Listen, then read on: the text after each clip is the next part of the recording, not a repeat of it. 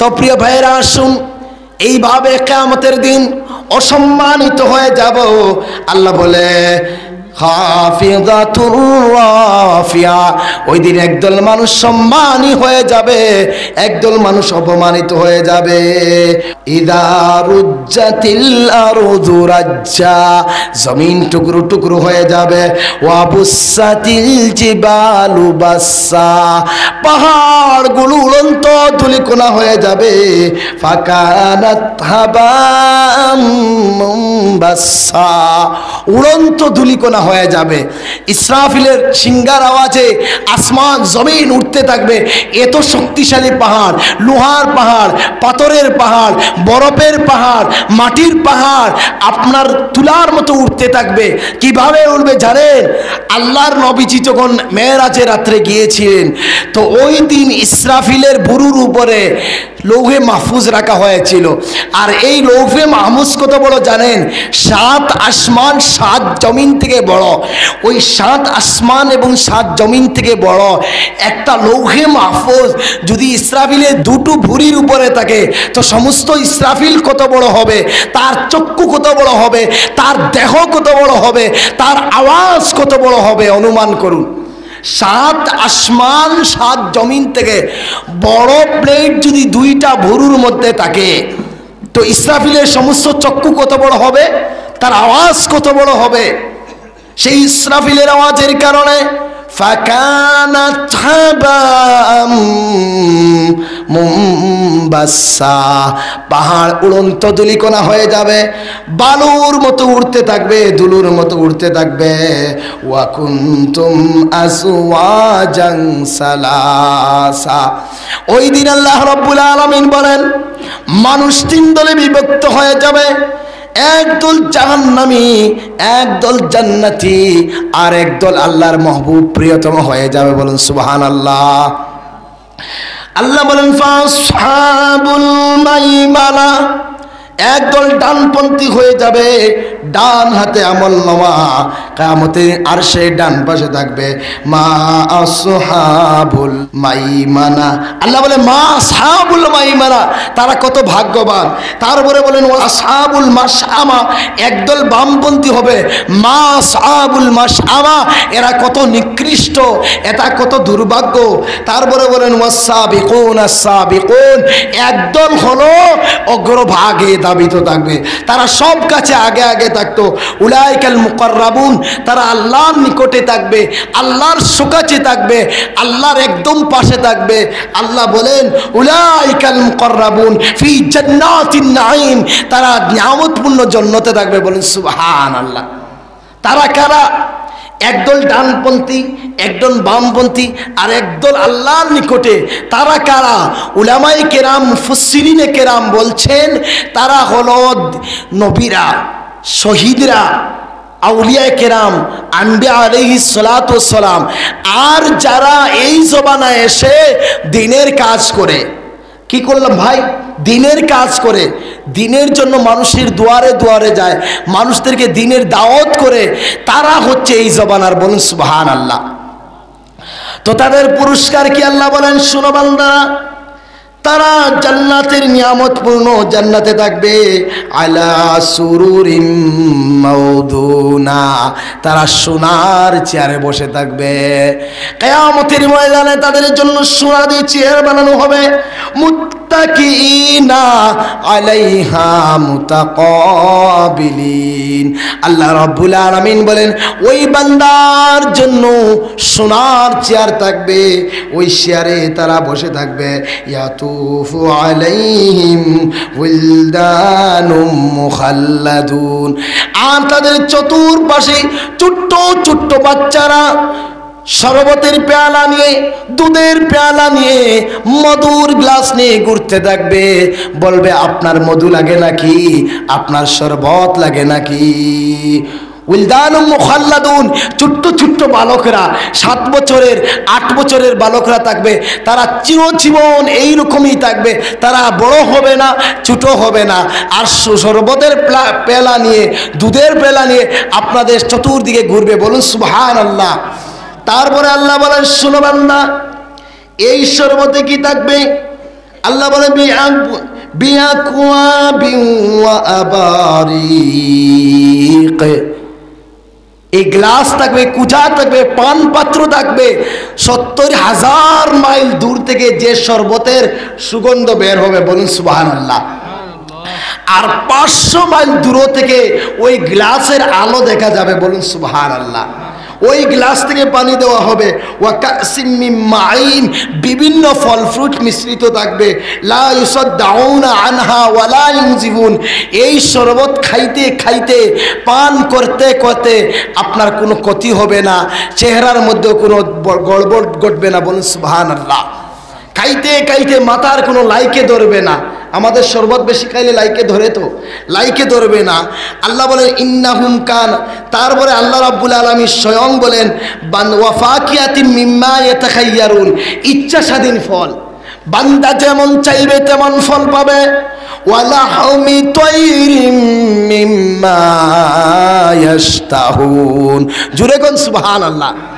ওই ফলমূল খাইতে খাইতে দেখবে জান্নাতের গাছে পাখিরা উড়া দিচ্ছে।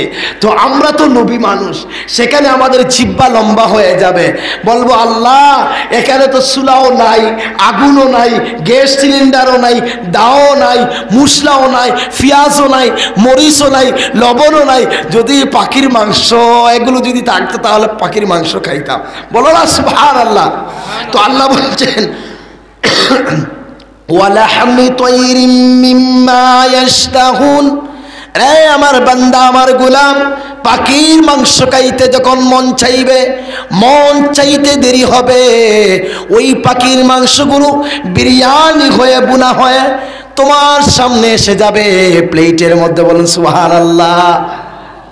ওয়া লাহমি তায়র মিম্মা ইয়াশতাহুন, ওই বান্দার মনে চাইতে দেরি, আল্লাহ বিরিয়ানি করে গোশতগুলো সামনে আসতে দেরি হবে না, বলো সুবহানাল্লাহ।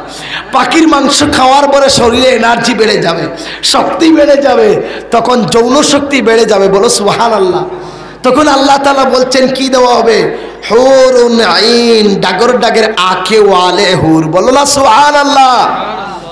প্রিয় ভাইয়েরা, তখন বান্দার শরীরে শক্তি বেড়ে যাবে।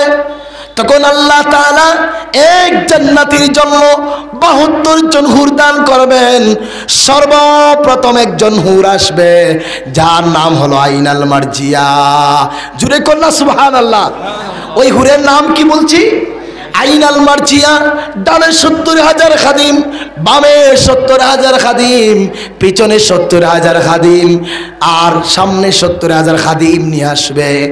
এসে আপনার সামনে এসে বলবে আনতা তুহিব্বুনি, আমি তোমার প্রেমিকা, ওয়া আনা উহিব্বুকা, আমি তোমার প্রেমিক, তুমি আমার প্রেমিক, আমি তোমার প্রেমিকা, বলো সুবহানাল্লাহ।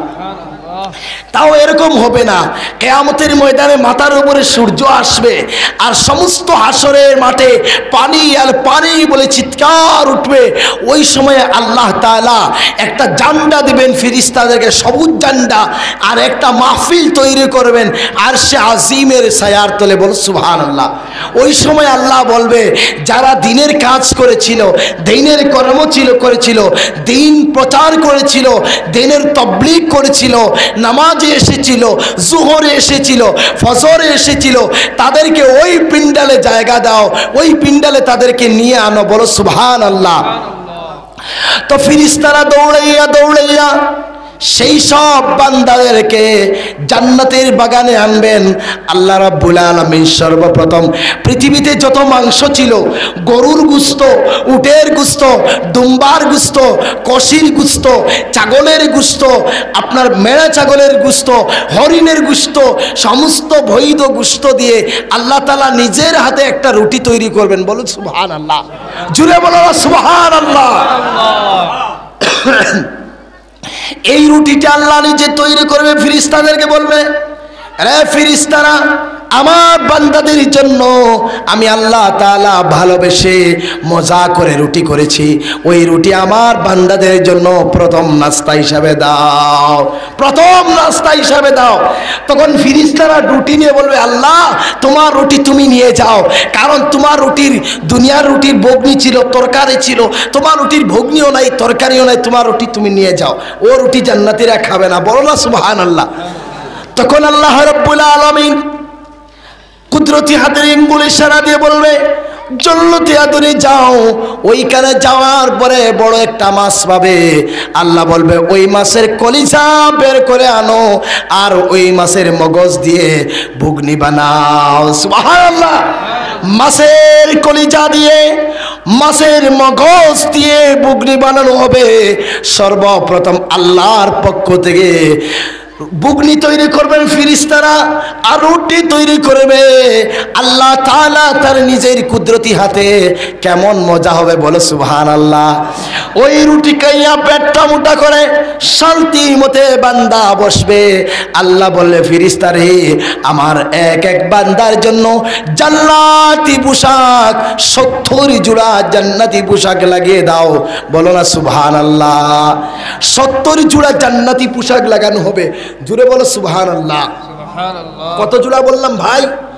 70 জোড়া রুটি, 70 জোড়া কাপড় পরানো হবে। ওই কাপড়গুলো পরানোর পরে নবীজি বলে, দুনিয়ার আসমানে যদি ওই কাপড় রাখা হয় তাহলে সমস্ত দুনিয়া সুগন্ধি হয়ে যাবে, ওই সমস্ত দুনিয়া আলোকিত হয়ে যাবে। তাহলে 70 জোড়া কাপড় ভারী হবে না ভাই? সামান্য সময় পাগড়ি লাগানোর কারণে গরম জাড়তে পারছি না, কিন্তু জান্নাতের কাপড়ে গরম হবে না, ভারীও হবে না। ওই জান্নাতের কাপড় হবে নূরের। বলো সুবহানাল্লাহ। আর নূরের কাপড়ের কোনো ভারী হবে না, ওজন হবে না, গরম হবে না। সুবহানাল্লাহ। আল্লাহ রাব্বুল আলামিন নিজের হাতে মেশক আম্বর তৈরি করে বলবেন, আমার বান্দাদেরকে মেশক আম্বর পরিধান করাও, সুগন্ধি মাখাও। মাখানোর পরে আল্লাহ বলবেন, আরে জান্নাতীরা অন্য পিন্ডালে নিয়ে যাও, আর একটি পিন্ডাল সাজানো হবে। আল্লাহ বলবে, ওখান গানের জায়গা না, ওখান মসজিদ জায়গা না, এখান তো পাকঘর, এখানে খাওয়ার জায়গা, এখানে খানা দানা শেষ হয়ে গেছে, বান্দা কাপড় চেঞ্জ করে দিয়েছি, এখন যাক অন্য পিন্ডালে নিয়ে যাও। বলো সুবহানাল্লাহ। ওই পিন্ডালে যাওয়ার পরে আল্লাহ তাআলা হুর ফরিদেরকে ডাকবেন। সর্বপ্রথম যে হুর আসবে তার নাম আইনাল মারজিয়া।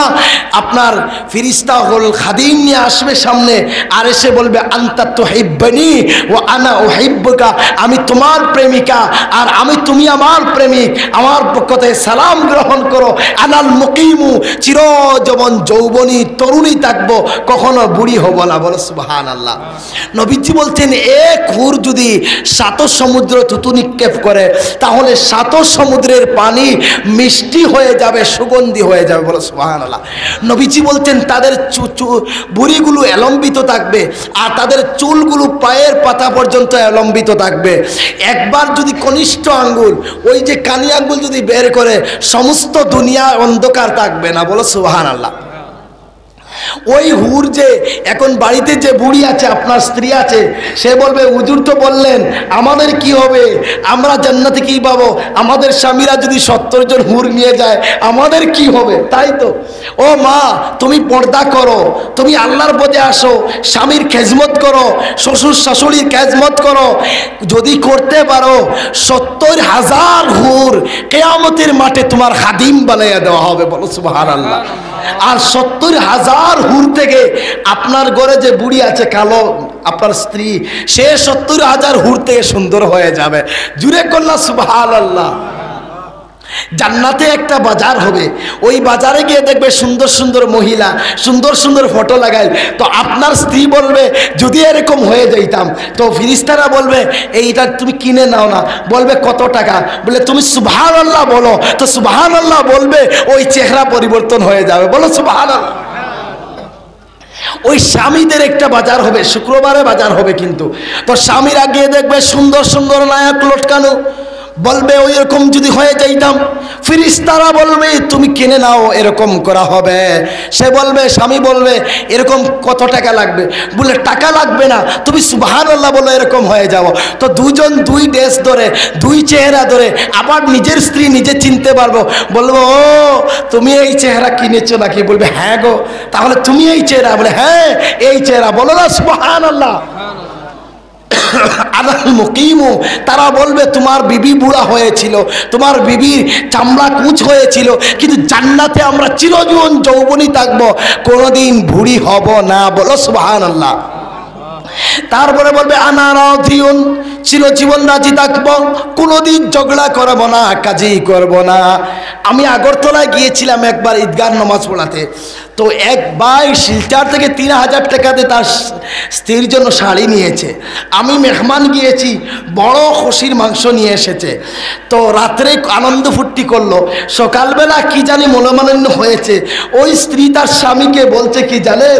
বলছে তোমার ঘরে বিয়ে হয়ে আমার কপালটা নষ্ট হয়ে গেল, তোমার জীবনে ভালো এক মুঠ ভাত খেতে দাওনি, তোমার জীবনে একটা ভালো কাপড় পর্যন্ত দাওনি। বলো না নাউজুবিল্লাহ। তো দুনিয়ার স্ত্রীরা কোনো না কোনো জায়গায় কুটা দিবে, কোনো না কোনো জায়গায় একটু লেগে যাক, বলবো তো আমার তারা মহিলারা কোনো কিছু ভুল করে না, তাদের সব ঠিক আছে, একটাই মাত্র ভুল। কি ভুল জানেন? তোমার কাছে বিয়ে হয়েছে, এটা আমার ভুল হয়েছে, আর সব তাদের শুদ্ধ থাকে। এরা একটু খন্নাস থাকে, একটু মানে ফিসলা থাকে। ফিসলা জানেন তো ভাই, পিচ্ছিল থাকে। তো একটা ঘটনা বলি, কলকাতার ঘটনা। আমি যখন হুগলি জেলায় পড়তেছিলাম, তো মাস্টার মশাই একটা ঘটনা বলছে, আমরা হাসতে হাসতে, তো মাস্টার মশাই একটু হাঁসের ট্যাং খায়। তো একটা হাঁস কিনে নিয়েছে, বলছে গিন্নি, তারা গিন্নি বলে স্ত্রীকে, বলছে এ গিন্নি। গিন্নি বলছে কি হয়েছে বলো, ক্যাটক্যাট করো না।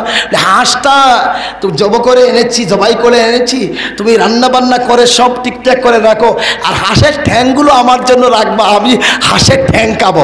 বুঝতে পারছেন? তো ওই স্ত্রী বলেছে যে হাঁসের ঠ্যাং আমার স্বামী খাবে, তাহলে হাঁসের ঠ্যাঙ্গে কি না জানি আছে। তো রান্না বান্না করেছে, বললো দেখি একটা ঠ্যাং খেয়ে দেখি কিছুক্ষণ। কিছু খাওয়ার পরে দেখছে ভালো, একটা ঠ্যাং খেয়ে ফেলছে। তো খাওয়ার পরে স্বামী জুম্মা থেকে এসে বলল ভাত দাও, তরকারি দাও। দেওয়া হয়েছে পাতিলাতে। স্বামী হাঁসের ঠ্যাঙ্গে একটা খেয়েছে, খাওয়ার পরে বলছে আরেকটা ঠ্যাং কোথায়? সে বলছে আরে মাস্টার মশাই, তোমাকে কে চাকরি দিয়েছে? তুমি কি জানো না হাঁসের একটা ঠ্যাং থাকে? বলছে কি বলছিস, হাঁসের তো দুটো ঠ্যাং। না না, হাঁসের একটা ঠ্যাং থাকে। তো মাস্টার মশাই বলে না, হাঁসের দুটো ঠ্যাং, আরেকটি ঠ্যাং কোথায়? সে বলে না, একটি ঠ্যাং। এইভাবে ঝগড়া করে বলছে চলো প্রমাণ নিয়েছে। তো শীতকালে দেখবেন হাঁস এক ঠ্যাঙ্গে দাঁড়িয়ে থাকে। কয় ঠ্যাঙ্গে ভাই? একটা ঠ্যাং লুকিয়ে আর একটা ঠ্যাঙ্গের উপর দাঁড়িয়ে থাকে কি থাকে না? বলতে মাস্টার মশাই বলেছিলাম তোমাকে যে কে চাকরি দিয়েছে, তোমার মতো ব্যক্তি আবার চাকরির যোগ্য হয় কিভাবে? দেখো তো হাঁস কয় ঠ্যাঙ্গে দাঁড়িয়ে আছে। মাস্টার মশাই বলছে তো এই হাঁসটা তো এক ঠ্যাঙ্গে দাঁড়িয়ে আছে। তো বলছে হ্যাঁ দেখেছো, আমি তো বলেছি হাঁসের একটা ঠ্যাং থাকে। তো মাস্টারমশাই তো বুদ্ধিমান ব্যক্তি, একটা পাথর দিয়ে ঢিল মেরেছে। তো ঢিল মধ্যে হাঁস ক্যাক করে দৌড় দিয়েছে, দৌড় দিয়ে দুটো পা বেরিয়েছে। কয়টি পা? বলছে দেখো দেখো, এখন তো দুটো পা।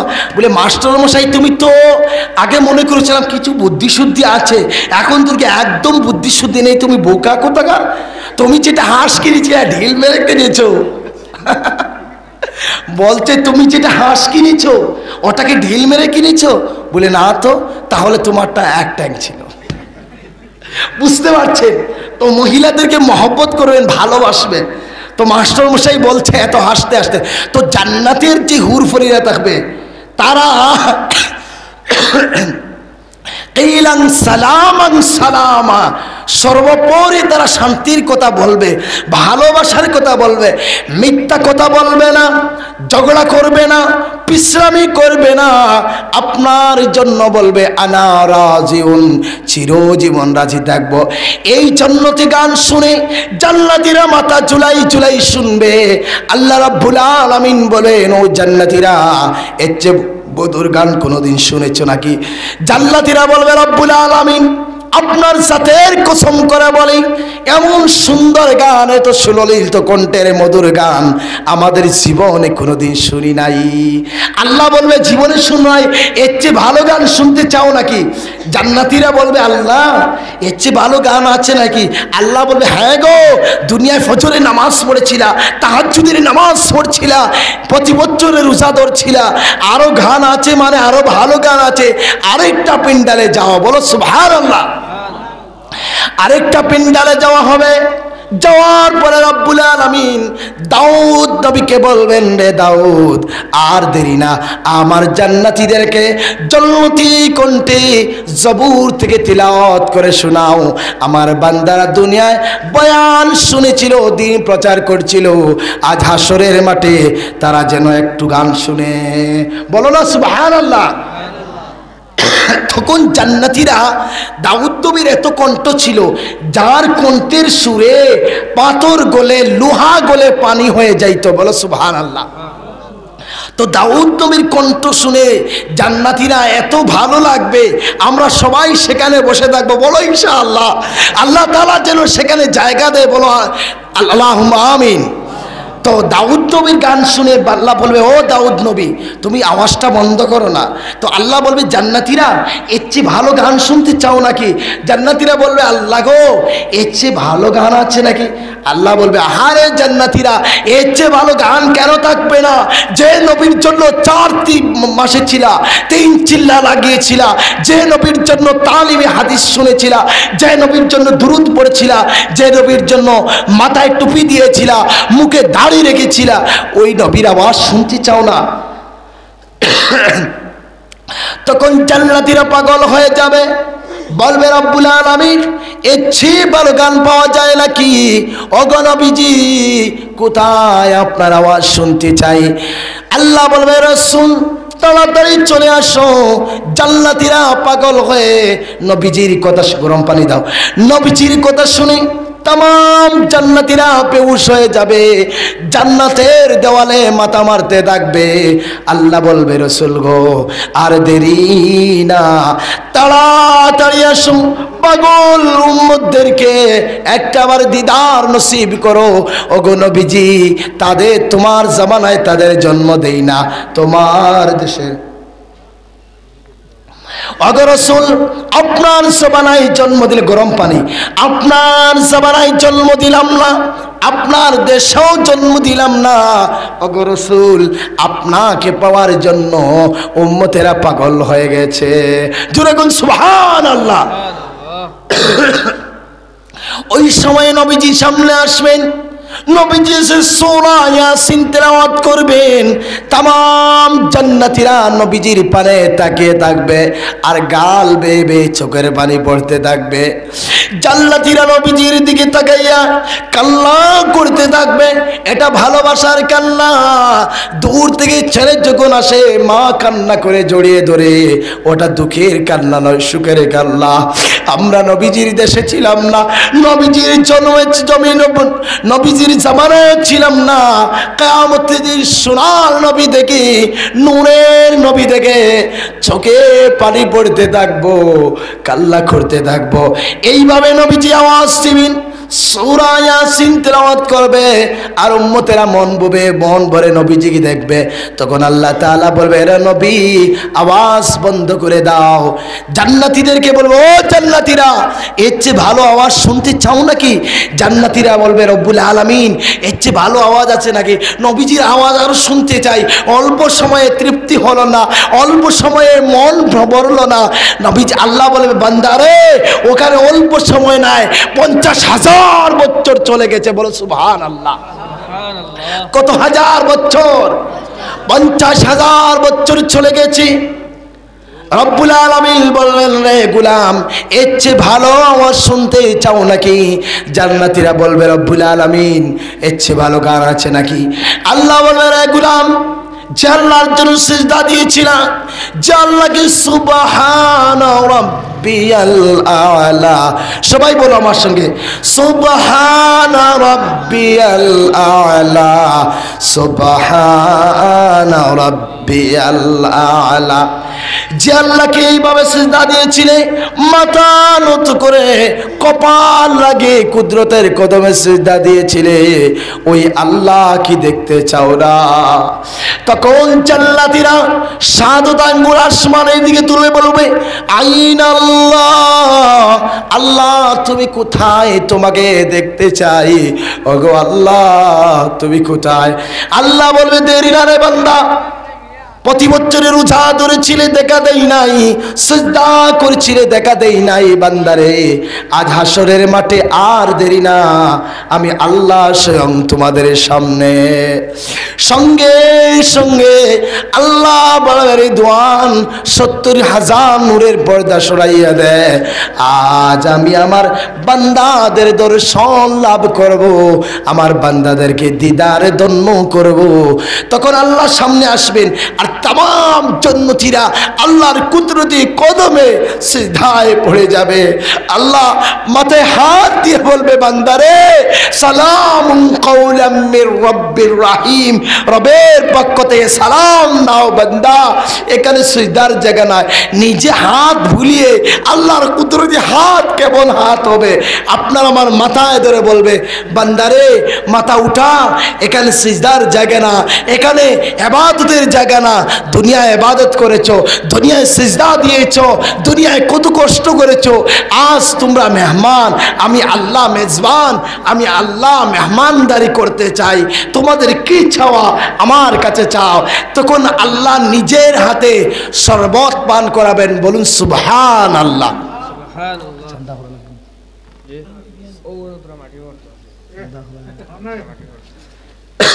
প্রিয় ভাইরা, আরো যদি সামনে যাই, আল্লাহ সুবহানাহু ওয়া তাআলা আরো ২-৪টা আয়াত, এক একটা আয়াতের তাফসীর শেষ হবে না। আমি যদি সূরা ওয়াকিয়ার তিলাওয়াত তাফসীর সারা রাত করি, শেষ হবে না ইনশাআল্লাহ।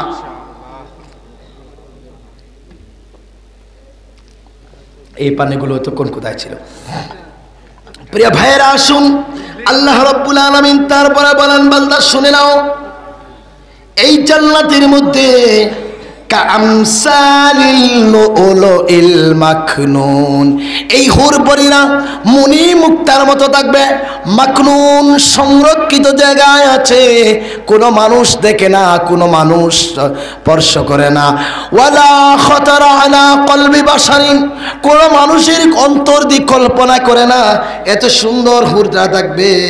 জাযাআম বিমা কানু ইয়ামালুন, এটা আমলের বদলা দেওয়া হবে, বলুন সুবহানাল্লাহ। তারপরে আল্লাহ বলেন, লা ইয়াসমাউনা ফিহা লাগওয়ান ওয়ালা তাসীমা, এখানে অসারবাত্তর কথা চলবে না, বাজে কোনো কথা চলবে না। ইল্লা কিলান সালামান সালামা, শুধু শান্তির কথা, শুধু সালাম আর সালাম, জুড়ে কোন সুবহানাল্লাহ। এখন আল্লাহ বলছে, ডান হাতে যাদের আমলনামা ফি সিদরিম মাখদুদ, আল্লাহ বলে কাঁটাহীন বড়ই বাগান থাকবে। বড়ই গাছ চিনেন তো ভাই? বড়ই গাছ কেন বললেন? ছোট ছোট বাচ্চাদের এবং মহিলাদের বড়ির প্রতি একটা, কুলের প্রতি একটা আকর্ষণ থাকে।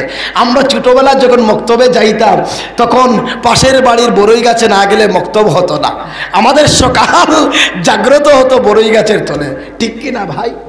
এখন তো এগুলো উঠে গেছে। আগেরকার দিনে বড়ই গাছের তল পরিষ্কার করে রাখতো, কারো যদি বেড় দেওয়া থাকতো, ভেড়া থাকতো, তো বড়ই গাছের মালিক বেড়া খুলে রাখতো। আশপাশের ছাত্ররা মসজিদ যাওয়ার সময়, মক্তবে যাওয়ার সময় বড়ই নিবে, বড়ই তুলে তুলে খাবে। তো আমরাও ছোটবেলা করেছিলাম। তো আল্লাহ বলছি, জান্নাতে বড়ই বাগান থাকবে, কুল বৃক্ষ থাকবে, যেটা গোছা থাকবে না, কাটা থাকবে না, বলো না সুবহানাল্লাহ। একবার পাহাড়ে এক বুড়া মানুষ, মুরব্বী মানুষ উঠেছিল বড়ই পাড়তে।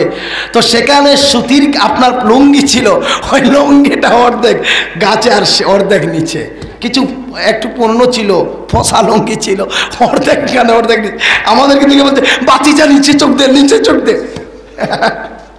তো আল্লাহ রাব্বুল আলামিন বলেন, এই জান্নাতের মধ্যে কুল বৃক্ষ থাকবে, কাঁটাহীন থাকবে, গোটা থাকবে না, কাটা থাকবে না।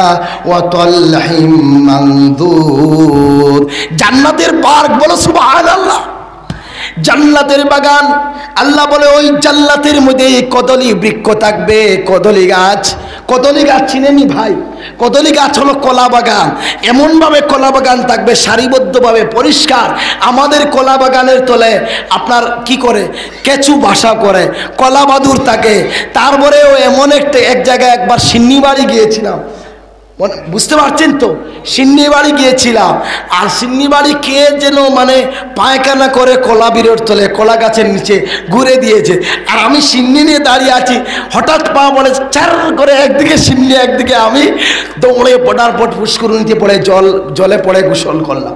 তো আল্লাহ বলছে এই জান্নাতের যে কদলী বৃক্ষ থাকবে, কদলী বাগান থাকবে, যার মধ্যে একটার পর একটা গাছ থাকবে, আর কলাগুলো গাছ থেকে মাটিতে থাকবে, পেকে বড় বড় কলা থাকবে, কদলী বাগান থাকবে, সুন্দর পরিষ্কার সচ্ছল, সেখানে কলা খাবে। বলো সুবহানাল্লাহ। বলি না আমরা হরুতার মন খোলা, বলেছিলাম তো, প্রায় সময় বলি, ছোটবেলা কলা খেয়েছিলাম। তো আল্লাহ বলছে বান্দারে ওই জান্নাতের মিলে আল্লাহ বলে ওয়াতালহিম মামদুদ, গোলাম কলা বাগান থাকবে সারিবদ্ধভাবে, ওয়াযিল্লিম মামদুদ, আর ঘন ঘন ছায়া থাকবে, ঘন ছায়া থাকবে, তার পাখা দিয়ে সূর্যের কিরণ, মিঠি মিঠি কিরণ আসবে, বুলবুল পাখির চিউ চিউ আওয়াজ, এত সুন্দর বাগান থাকবে, ঘন বনাঞ্চল থাকবে, একদম উপরে বন থাকবে, আর পাখা দিয়ে সূর্যের ছোট্ট ছোট্ট সূর্যের আপনার বিন্দু বিন্দু হয়ে রৌদ্র পড়বে, বলুন কত সুন্দর লাগবে। আর নহর থাকবে, ওয়া মাইম মাসকুব, জায়গায় জায়গায় দুধের নহর, দুধের সাগর, সমুদ্র থাকবে, আপনার ঝর্ণার মতো কলকল করে মধু পড়তে থাকবে। বলো না সুবহানাল্লাহ। মধুর নহর থাকবে, বিশুদ্ধ পানি থাকবে। আল্লাহ বলে বিশুদ্ধ পানি আমি রেখেছি। বাগান ঘুরতে হলে তৃষ্ণা লাগবে তো ভাই। ভালো ভালো পার্কও গিয়েছিলেন, পার্কে গিয়েছিলেন তো পার্কে যাওয়ার পরে তৃষ্ণা লাগে, তো সামান্য জল খাইতে হলে আপনার টাকা লাগে। আল্লাহ বলে সেখানে আমি জলের ব্যবস্থা করে দিয়েছি, মধু শরবত ভালো বিশুদ্ধ পানি রেখে দিয়েছে খাওয়ার জন্য। তারপরে আল্লাহ বলে শোনো বান্দা, ওয়াফাকিহাতিন কাসীরা, প্রচুর ফলমূল, ডেরি ডের, বাগানকে বাগান ফলমূল রাখা হবে, পেড়ে রাখা হবে, জমায়েত করে রাখা হবে, আপনি হাত লাগিয়ে খাও। লা মাকতুআতিন ওয়ালা মামনুআ, এই ফল খাইতে খাইতে কেউ বাধা দিবে না, কেউ নিষেধ করবে না। ওই গত 1 মাস আগে গিয়েছিলাম একটা পার্কে, তো যাওয়ার পরে আমাকে কিছু লোক নিয়েছিল, তো ওই পার্কে যাওয়ার পরে একটা এওলা চিনেন তো ভাই, আমলক্ষী নাকি বলে এওলা, ওই এওলাটা পাড়ার পরে একটা এওলার ফাইন 500 টাকা দিয়ে ছুটতে হয়েছে। আল্লাহ বলে জান্নাতের যে বাগান থাকবে, জান্নাতের যে পার্ক থাকবে, লা মাকতুআতি ওয়ালা মামনুআ, সারাদিন খাইলে কমবেও না, ওয়ালা মামনুআ, কেউ বাধাও দেবে না। আর আরেকটা অর্থ লিখছেন 12 মাসই থাকবে। এখন লেচু পাওয়া যায়? এখন লেচু পাওয়া যায় না, জান্নাতে 12 মাস লেচু থাকবে। এখন আপনার আম পাওয়া যায় না, জান্নাতে 12 মাস আম থাকবে। বলো সুবহানাল্লাহ। 12 মাস ফল মধুর থাকবে আপনার আমার জন্য। আল্লাহ বলে ওয়া ফুরুশিম মারফুআ, আর জায়গায় জায়গায় এমন একটি চেয়ার থাকবে, বিছানা থাকবে, চুষ দিলে সারা পৃথিবী ঘুরবে। বলো সুবহানাল্লাহ। ওই গাদ্দি থাকবে, উঁচু বিছানা থাকবে, উঁচু উঁচু বিছানা, আর ওই বিছানায় আল্লাহর বান্দা বসবে, আর চুষ দিয়ে সমস্ত পৃথিবী ঘুরতে থাকবে। বলো না সুবহানাল্লাহ। আল্লাহ আর কি দিবেন, আর কি চাও? আল্লাহ বলে ওই বিছানা ইন্না আনশানাহুন্না আংশা ইনশা।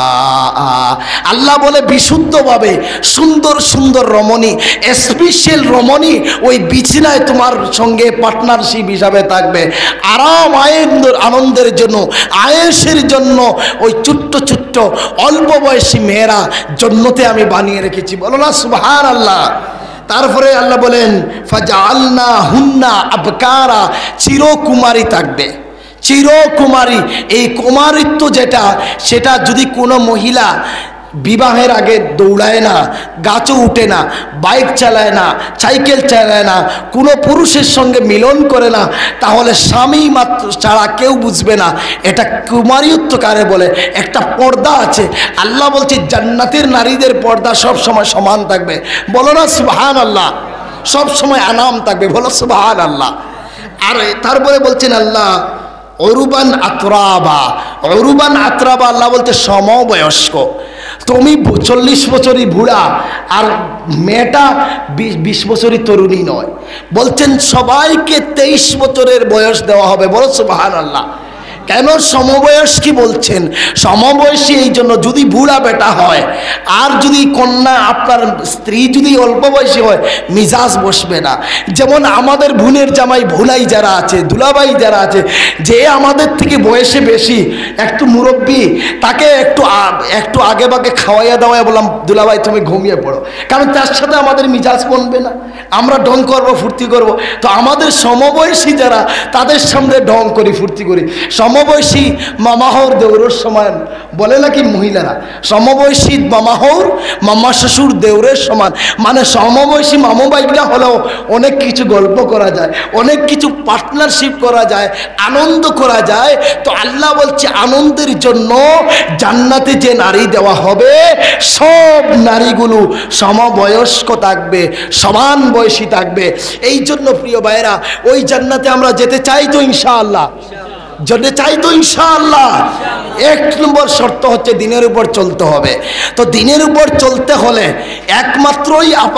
একমাত্রই রাস্তা হলো তবলিগের রাস্তা, দাওয়াত ও তবলিগের রাস্তা। উঠবেন না ভাই, দোয়াতে শরীক হয়ে যাবেন। জানি মাথায় ব্যথা করছে, পায়ে ব্যথা করছে, কোমরে ব্যথা করছে, এগুলো আমার জানা, তারপরেও আপনারা দাঁড়ান, একটু সময় দোয়া করে নিচ্ছি। তো 1 নম্বর মক্তব শিক্ষা, আর 2 নম্বর দাওয়াত তবলিগের মেহনত।